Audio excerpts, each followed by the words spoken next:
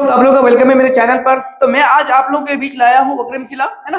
विक्रमशिला एक बहुत ही famous chapter है हिंदी का, क्लास 8 का, इसलिए का। ओके, आपको इसको पढ़िएगा तो बड़ा मजा आएगा। ओके जी, बहुत बड़ा यूनिवर्सिटी विक्रमशिला हमारे बिहार में, ठीक है। इसमें आर्यभट्ट का बहुत बड़ा योगदान है। उसके बाद विक्रमशिला जो है उस जगह का नाम है ना, उस जगह के नाम से विक्रमशिला यूनिवर्सिटी बनी है। जब आप लोग कहाँ जाइएगा, 12th के बाद एडमिशन लेने जाइएगा तो एक यूनिवर्सिटी नाम मिलेगा आपको, विक्रमशिला, ठीक है। उसी यूनिवर्सिटी में है, मतलब बहुत सारी बातें हैं इसमें बताया गया है इसमें। तो चैप्टर का नाम है विक्रमशिला। इसका निबंध कौन है? पापू वी सी, है ना। चलिए बहरहाल ऑब्जेक्टिव देखते हैं हम लोग इसका, बहुत ही इंपॉर्टेंट वाला ऑब्जेक्टिव। विक्रमशिला प्रांगण में कितने महाविद्यालय थे? महाविद्यालय मतलब कॉलेज थे। कितने कॉलेज थे? 6। कितने कॉलेज थे? 6 कॉलेज थे। ओके जी।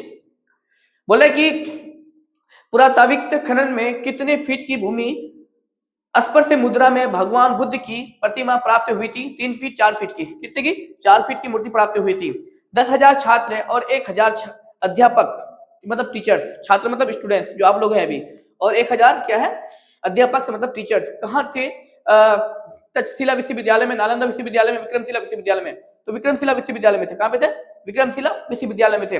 नालंदा विश्वविद्यालय भी बहुत पुराना विश्वविद्यालय है, जो दुनिया का सबसे बड़ा विश्वविद्यालय एक जमाना था, जो नालंदा विश्वविद्यालय को दुनिया का सबसे बड़ा विश्वविद्यालय माना जाता था, ठीक है। ब्रिटिश लंदन वगैरह से इस विश्वविद्यालय में पढ़ने आते थे, ठीक है।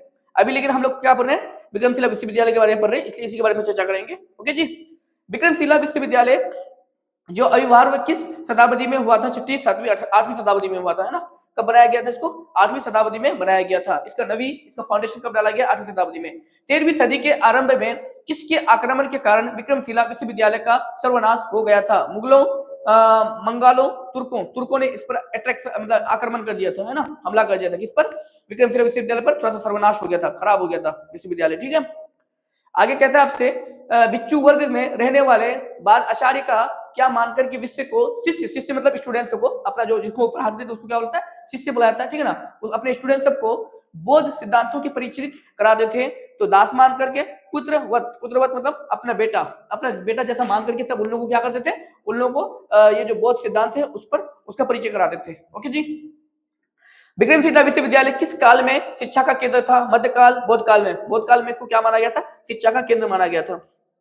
बोले किसे शांति भद्र भी कहा जाता है? शांति भद्र भी किसे कहा जाता है? हरिभद्र को। हरिभद्र कौन था? हरिभद्र सबसे पहला जो विक्रमशिला विश्वविद्यालय है, विक्रमशिला यूनिवर्सिटी है, उसका क्या? वीसी। वीसी का मतलब क्या होता है? वाइस चांसलर, जिसको क्या बुलाता है? कुल सेनापति, कुलपति, कुलपति बुलाया जाता है हिंदी में। क्या बुलाता है? कुलपति। वाइस चांसलर बुलाया जाता है जो पूरे विश्वविद्यालय का ऑनर होता है, ठीक है ना। विक्रमशिला का अविवार्य किस राजा के संरक्षण में हुआ था? देवपाल, रामपाल, धर्मपाल के संरक्षण में हुआ था। उसका देखभाल कौन करता था? धर्मपाल राजा।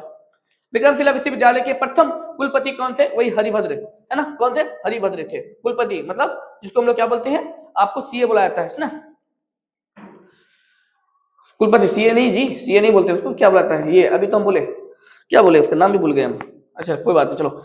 आधुनिक भागलपुर जिला किस प्राचीन महाराज के नाम से प्रचलित है? अंग काशी।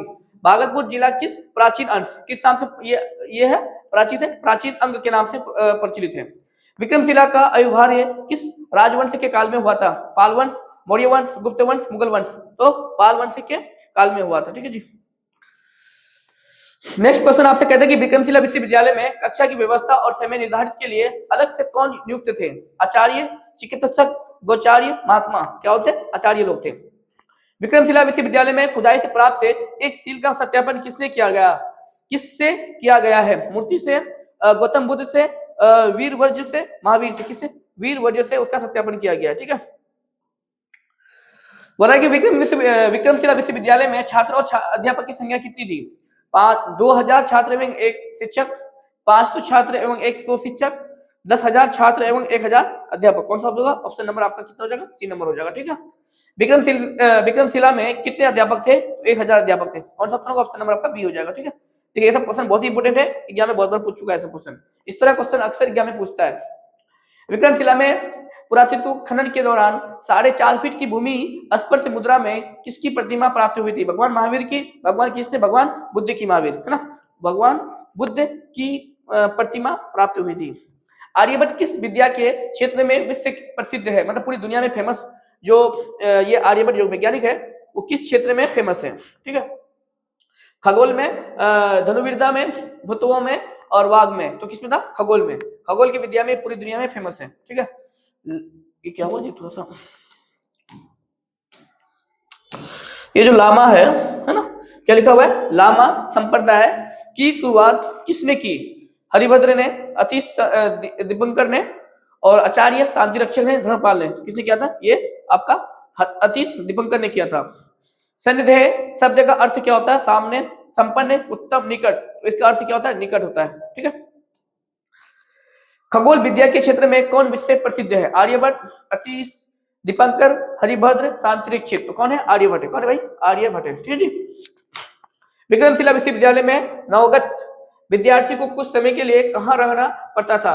राजवर्ग में, भिक्षु वर्ग में। कहां पर रहना पड़ता था? भिक्षु वर्ग में रहना पड़ता था। तिब्बत में बौद्ध धर्म का प्रचार प्रसार किसने किया था? गौतम बुद्ध ने, महावीर ने, अतीश दीपंकर ने। किसने किया था? विक्रमशिला उत्कृष्ट शिक्षा का केंद्र बन गया है 10वीं से 11वीं सदी में, 13वीं सदी तक, 12वीं से 14वीं सदी तक, 9वीं सदी तक। तो 10वीं से 11वीं सदी तक ऑप्शन कौन सा हो जाएगा? ए हो जाएगा। ठीक है, 10वीं से 11वीं सदी तक जो है ना विक्रमशिला शिक्षा का केंद्र माना जाता था। बौद्धिककालीन शिक्षा का केंद्र निम्न में से कौन सा विश्वविद्यालय है? मद्रास, विक्रमशिला, कलकत्ता, मुंबई। तो विक्रमशिला हो जाएगा। कौन सा आपका? ऑप्शन नंबर आपका बी हो जाएगा। ठीक है। विक्रम नामक यक्ष को दमित कर विहार बनाने के कारण किस विश्वविद्यालय का नामकरण हुआ था? नालंदा, विक्रमशिला। तो विक्रमशिला ऑप्शन कौन सा हो जाएगा? बी हो जाएगा। भागलपुर जिला के किस गांव में विक्रमशिला विश्वविद्यालय बना है? नाथनगर, शबोर, अंतिचक। क्या नाम है उसका? उस गांव का नाम क्या था? अंतिचक नाम था। ठीक है जी। बोल रहे कि विक्रमशिला विश्वविद्यालय में अध्ययन का माध्यम क्या था? हिंदी भाषा में, उर्दू भाषा में। मतलब विक्रमशिला विश्वविद्यालय में किस भाषा में लोग पढ़ाई करते थे? वही कहने का मतलब है हिंदी भाषा में, उर्दू भाषा में, संस्कृत भाषा में लोग पढ़ते थे। किस भाषा में? संस्कृत भाषा में पढ़ाई होती थी। ओके जी। विक्रमशिला शीर्षक पाठ के अनुसार पदमानी एवं मंत्र की प्रतिमा कहाँ मिली थी? विक्रमशिला विश्वविद्यालय के खनन में, पर्वत में, गुफा में, रहस्यमहल में। तो विक्रम विश्वविद्यालय के खनन में। बोला कि शील शब्द का अर्थ क्या होता है? देन, चरित्र, प्रतिष्ठा, लोकप्रिय। तो शील शब्द का अर्थ क्या होता है? चरित्र होता है। विक्रमशिला शीर्षक पाठ के अनुसार पालवंश के प्रतापी राजा का नाम क्या था? देवपाल, न्यायपाल, धर्मपाल। क्या नाम था उसका? नाम धर्मपाल नाम था।